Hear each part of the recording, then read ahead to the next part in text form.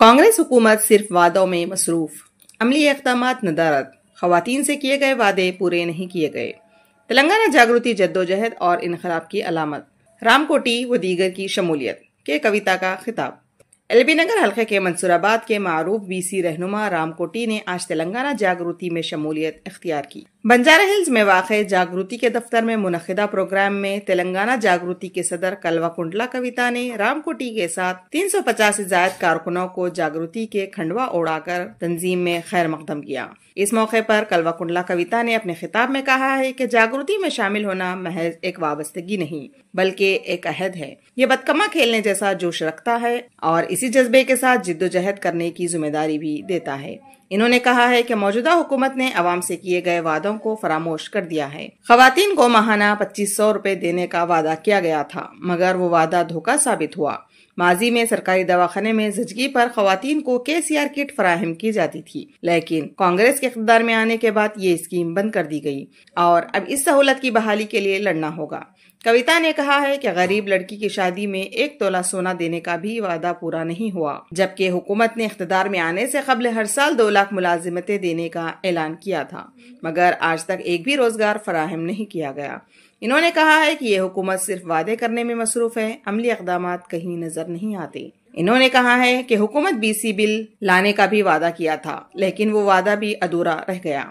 BC तबकात के हुकूक के लिए ये जिद्दोजहद अब मजीद मजबूत अंदाज में जारी रहेगी। कविता ने वाज़ेह किया है कि जागृति का मतलब ही जिद्दोजहद है, जागृति का मतलब ही इनक़लाब की अलामत है और एक नहीं बल्कि हर उस मसले पर लड़ाई जारी रहेगी जिसमें अवाम से नाइंसाफी हो रही है। इस मौके पर तेलंगाना जागृति के वर्किंग प्रेसिडेंट एल रूप सिंह नायक, जनरल सेक्रेटरी नवीन आचारी और दीगर कायदीन भी मौजूद थे।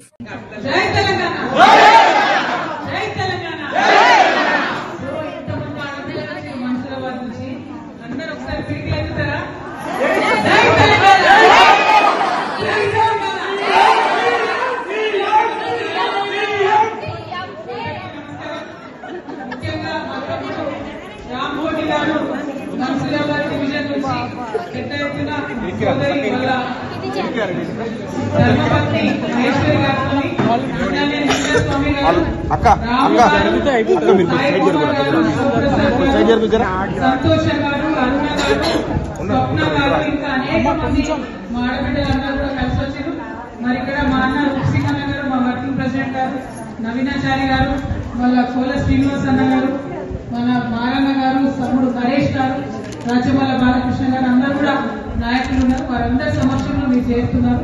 మీ అందరికీ మనస్ఫూర్తిగా స్వాగతం, సుస్వాగతం.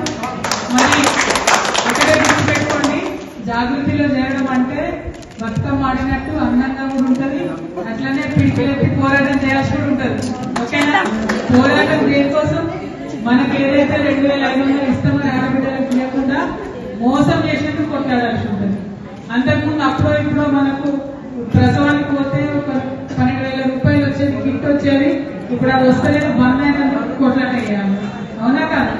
అట్లనే పేరెంటి ఆడపిల్లలకు పెళ్లిలో కూడా ఇలా తులం బంగారం ఇస్తానని చెప్పి సీఎం గారు వచ్చింది. అమ్మ ఎవరికైనా ఒక్క తులం, ఎవరికైనా తులం లేదు, ఈసం లేదు అన్నట్టు అయిపోయింది పరిస్థితి. అంతే, 1 లక్ష రూపాయలు కూడా వస్తలేవు. కాబట్టి వాటి కొట్లాడాలి. అన్నిటికన్నా ఎక్కువ మన తల్లులకు ఏం బాధ, పిల్లలకు నౌకరీ కావాలనుకుంటారు. నౌకరీలు సంవత్సరానికి 2 లక్షలు ఇస్తామని చెప్పి ఇలా గద్దెనెక్కినటువంటి వాళ్ళు కనీసం ఒక్క కొత్త ఉద్యోగం కూడా ఎప్పుడు ఇవ్వనటువంటి పరిస్థితి ఉన్నది. దానికోసం కూడా కొట్లాడాలి.